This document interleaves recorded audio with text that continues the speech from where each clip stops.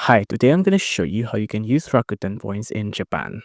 So, Rakuten is a system in Japan where if you buy something or if you shop for something in Japan, you'll get this Rakuten point, and it's like a form of cashback, right?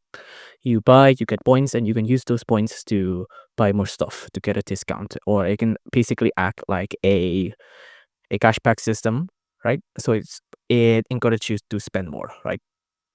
Now you can use the Rakuten point here on the online shop from rakuten.co.jp, or you can also use it in Japan directly, like in their convenience stores.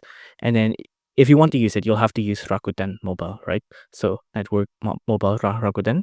You can use the Rakuten points by pressing these buttons here. You can click new transfer, or you can find a store near you and make a reservation from there, right?